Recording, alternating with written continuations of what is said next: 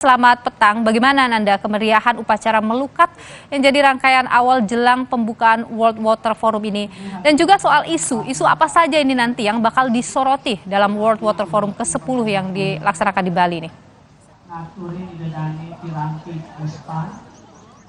Selamat petang Nilur dan juga saudara. Kalau ditanya tentang bagaimana atmosfer dan juga kemeriahan di sini, di tempat saya melaporkan saat ini, di mana hari ini atau saat ini tepatnya tengah diberlangsungkan agenda Balinese Water Purification Ceremony, yang dimana turut dihadiri kurang lebih sebanyak 2.000 delegasi dari mancanegara. Nah, melihat bagaimana keseruan tadi, sebenarnya kalau kami melihat banyak sekali delegasi yang memang tertarik karena selain nanti tadi ada upacara Segara Kerti, juga nanti delegasi juga akan turut berpartisipasi langsung untuk melakukan pelepasan, seperti ada nanti pelepasan sebanyak 1.000 ekor tukik, kemudian 1.000 ekor burung sampai dengan penyu. Nah, untuk lebih jelasnya tadi, apa-apa saja isu yang akan dibahas di Forum World Water Forum ke-10 di Bali ini, Nilu sudah bersama dengan saya. Sebenarnya kita akan membahas lebih dalam lagi, Jubir PUPR Pak Endra Atmawijaya. Selamat petang Bapak. Selamat petang, Mbak. Sehat, Pak? Sehat, Om Swastiastu.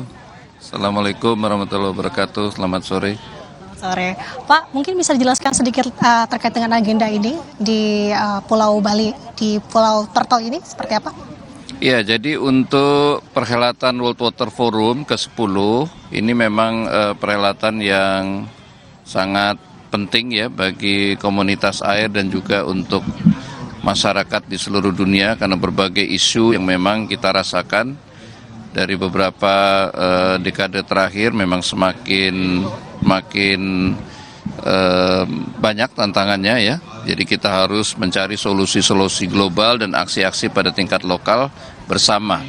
Jadi memang World Water Forum adalah event yang diselenggarakan setiap 3 tahun dan secara bergiliran begitu ya, dan itu ditentukan oleh governor yang memilih siapa tuan rumah yang sesuai dengan tema yang diangkat dan juga konteks yang sedang ada di dunia begitu ya. Misalkan tahun ini kita mengangkat tema Water for Shared Prosperity, 3 tahun yang lalu Water for Peace ya.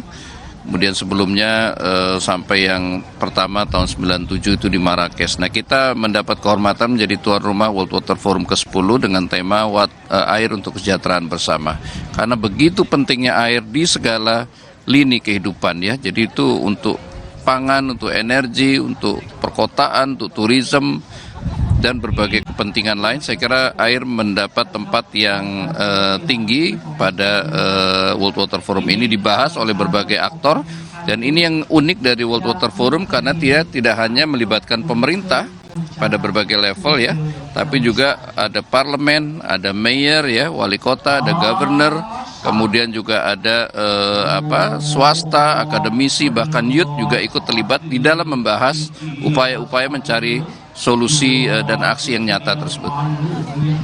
Pak, kalau untuk isu-isu secara garis besar sendiri akan membahas apa di forum ini nanti? Ya, kalau isu yang diangkat itu ada 6. Jadi dari tema globalnya Water for Shared Prosperity itu air untuk kesejahteraan bersama dibagi menjadi 6 subtema. Itu yang pertama Water for Human and Nature, air untuk manusia dan lingkungan. Yang kedua Water Security, bagaimana kita memastikan akses air yang aman, yang baik untuk masyarakat ya, air bersih, sanitasi. Kemudian tema ketiga air dan bencana. Nah, kita tahu bencana belakangan ini sangat banyak terkait air ya, banjir, kekeringan, kemudian juga pencemaran ya, bahkan itu semakin kompleks dengan perubahan iklim.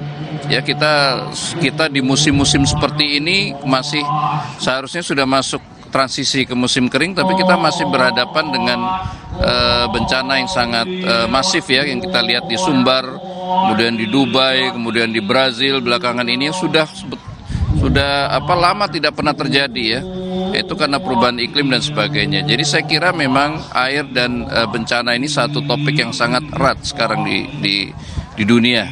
Dan topik yang keempat adalah kerjasama air ya, artinya banyak negara yang menggantungkan sumber airnya dari satu danau, misalkan satu sungai ataupun satu sumber air ya.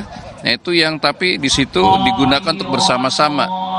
Kita tahu di Mekong, kita tahu di Eropa ya, kemudian di Afrika itu saya kira memang banyak sekali satu sumber air yang memang digunakan untuk bersama-sama. Itu juga jadi persoalan sekarang.